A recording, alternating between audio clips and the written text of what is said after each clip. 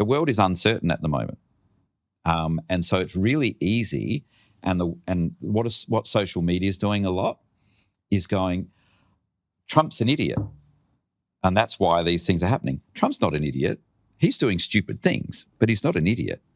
But it's very easy to dismiss stupid things happening around you, or even call them stupid things done by stupid people. Actually, that's not the case.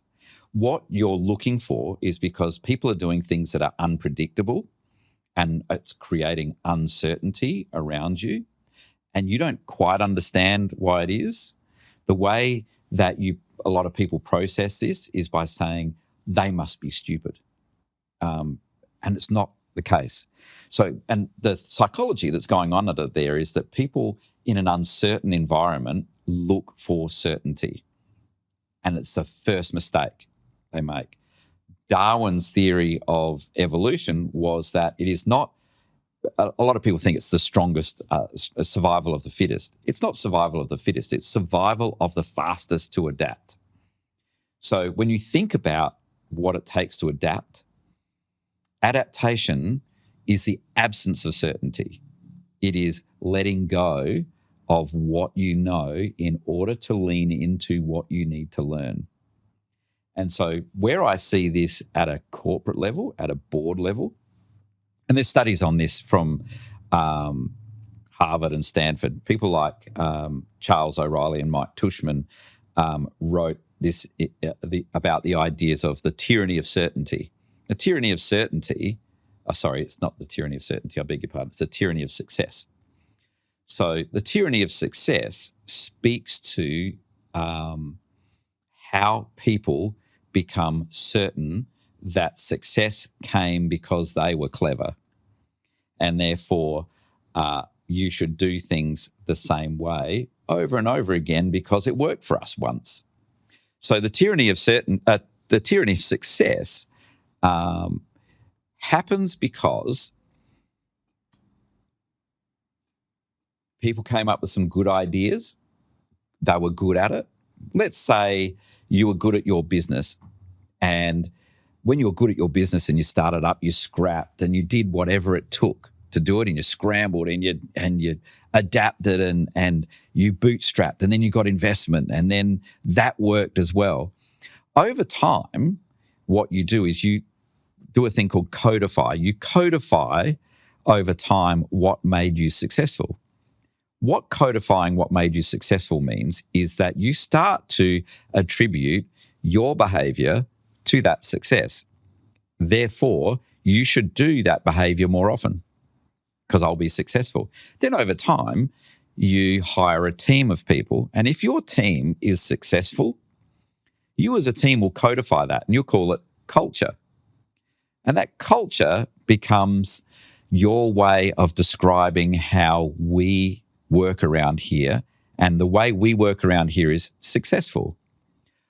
What that does is it creates an organizational thing called inertia.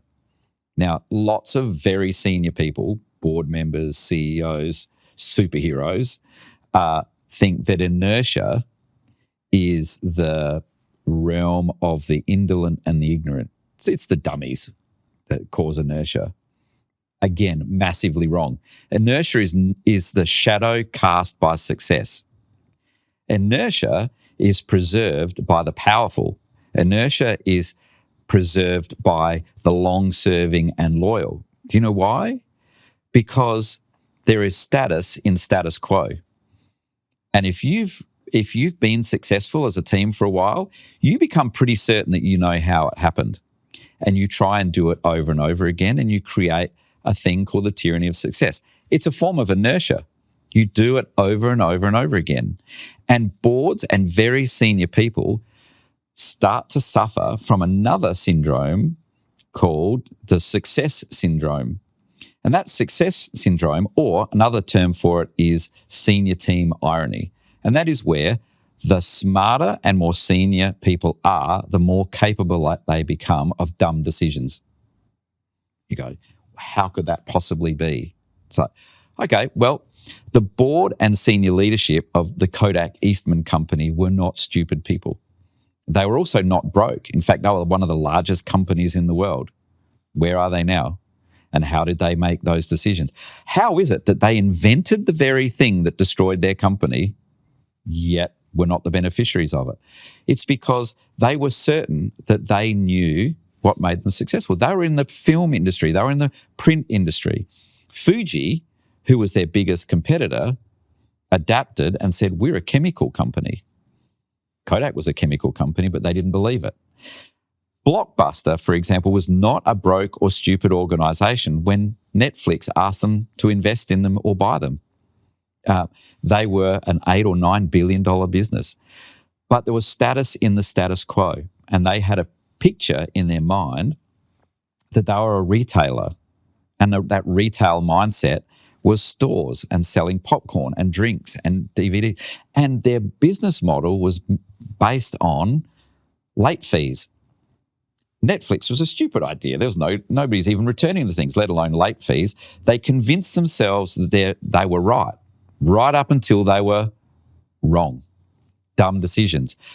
Often, and there's plenty of them, right? There's Nokia, there's BlackBerry. BlackBerry said the iPhone, they will prefer BlackBerries because the buttons click. So what did Apple do? They made the buttons click on iPhones. Who's got a BlackBerry now? Dumb decisions by very smart people. That's how inertia works. It is not the indolent and the ignorant. The other mistake that people make is that they think that the opposite of complexity, complex social issues and interactions, that the opposite is simplicity. So let me give you a simple explanation for a complex problem.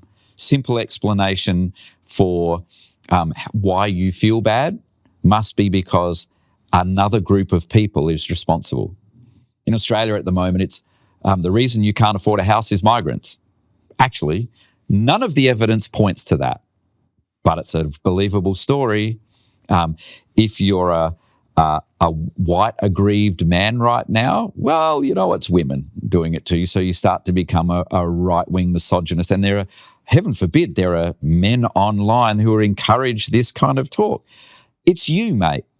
It's not women doing it to you, it's you. But people are looking for simple answers to how they feel because scrolling doesn't dive into topics. It tells you that life is simple and it gives you negative bias things. People will say at the moment, for example, because it's easy, and many days I tend to agree, but they'll go, Trump's an idiot.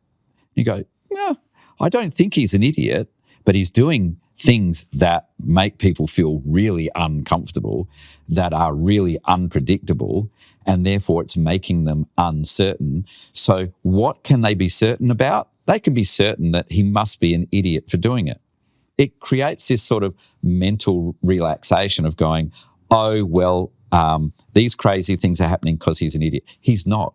And we do this to people all the time. We say, well, it must be because they're an idiot.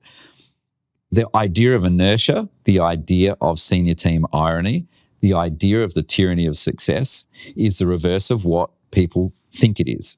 And that is that dumb things are done by smart people who have codified their previous success.